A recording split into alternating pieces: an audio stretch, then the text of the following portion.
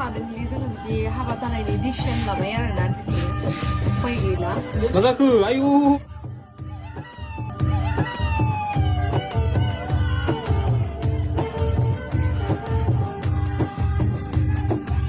finally लोगोफोर जेम्सनि हाबा थांनायनि उनाव सिस्टार गेमस्रिनि हाबा मोनजालायसिगोन नोंथांमोना कमेन्टआव नायनानै ला नैखौ दा बिनिनो बागै आङो सावरायगोन दा बिनि सिगां नोंथांमोना नैबे मोनसे निउसखौ नायनानै ला ओइचएस आनजादाव साथाम जेवजा खोमादै जेवजा जरुवा सिस्टार साथामा माने मोजां मार्क लानानै पास खालामनो हादों बिदिनो जोंहा गोबां बर' माहारि सेंग्रा सिख्ला लाइमोन सेंग्रा सिख्लाफोरा गोबां जों नुनो मोनगासिनो गोरिब गोरिब न'खरनि मानसिफोराबो माने गोबां फैसा थाखानि आंखालबाबो जोंहा नाजानायनि फिथाइखौ जोंहा मोनगासिनो बेनिखायनो बेफोरबायदि निउसखौ नोंथांमोना फार्स्टआव नायग्रोना ला आङो बड'सा निउसनिफ्राय लानाय जादों दा भिडिअखौ नोंथांमोना एसे नायनानै ला आनजादाव बोरै पास जादों भिडिअखौ शेयार खालामना हो गिबियावनो साबस्क्राइब खालाम जायफ्रा चेनेलाव गोदान साबस्क्राइब खालामना होबानो जाबाय बयनिसिमबो फिन खेब बरायहरबाय जों फार्स्टआव नायना लानोसै बेफोरबायदि भिडिअखौ ओइचएस होनाय एबा क्लास 8, 9, 10 गासैनिबो स्टुडेन्टफोरनो शेयार खालामना होब्लानो जाबाय दे भिडिअखौ बेफोरबायदि नायनानै एसे नलेज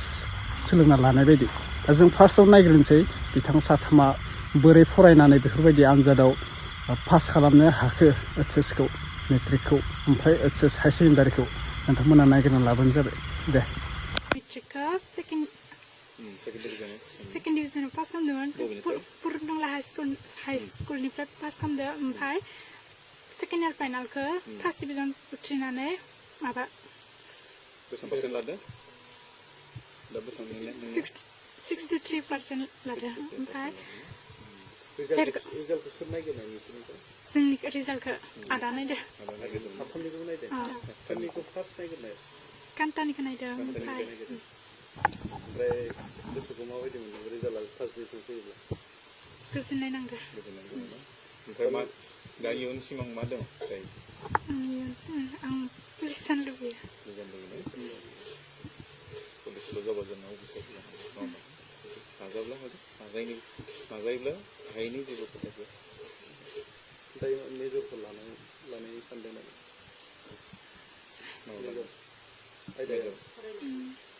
दाथ' नोंसोर डिग्रि मोनहैबाय एमआइएल नालाय फ्रान्स इयुन लागोन दिनैसिम फार्स्ट डिभिजन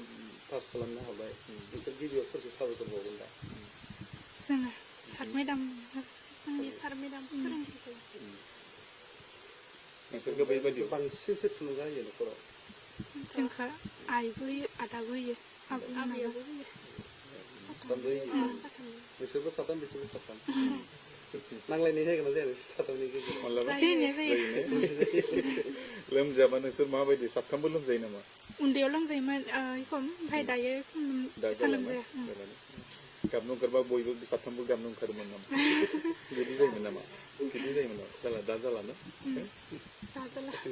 सिगाङाव जायोमोन बेसेबां गेदेराव लासै नोंसोर मिथिनाया क्लास 8 लासै खुलुमबाय आंनि मुङा थरायना कान्ता बसुमतारी आं गुदि फरायसालिखौ पुब आफ्रिका याव फरायदों ओमफ्राय एम एखौ पुरनदंला हाई स्कुलाव फरायदों ओमफ्राय मेट्रिकखौ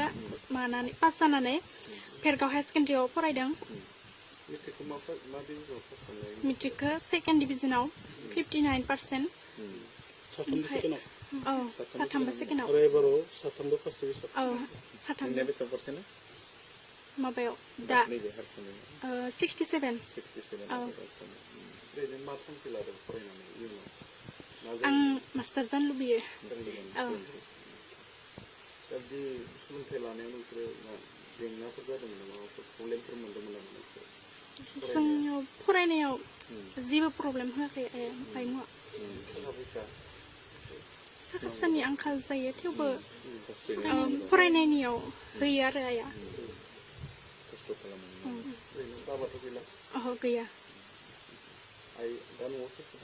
जानो दा जों साथाम आदा आबै आइ दोङो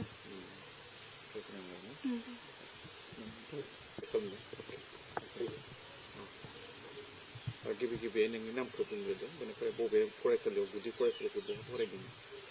खुलुमबाय आंनि मुङा ललिता बसुमतारी आङो एलपि गुदि फरायसालिखौ सानजा बुबाब्रिखात गुदि फरायसालियाव फरायदोंमोन ओमफ्राय एमएखौ एम ए स्कुलखौ पुरुनटंला स्कुलाव फरायदोंमोन हाइ स्कुलाव बेयावनो बेनिफ्राय मेट्रिक आनजादखौ उथ्रिनानै भेरगाव हायार सेकेन्डारि कलेजाव फरायदोंमोन आं ओमफ्राय दिनै रिजाल्टखौ फोसावनायाव सेथि मासियाव मोनदो जौखोन्दोआ 61 गोजोननाय मोनदों मोननानै ओमफ्राय न'निफ्राय जिहेतु नोंसोर गुदि फरायसालि फरायबाय माजों थांलाय फैलाय खालामो नोंसोर साथामबो बेबो न'आव सोर बांसिन गिदिरा सोर आं बेनिफ्राय सेकेन्डआव बेनिफ्राय दायो हायार सेकेन्डारिखौ जेनेबा नैबे देग्लाय दानि रिजाल्टखौ जेनेबा नोंसोर मोनबाय नङा होमबा ना भेरगाव जौसिन फरायसालिनिफ्राय दा बेनिफ्राय दायो बहा फरायगोन होनना सानो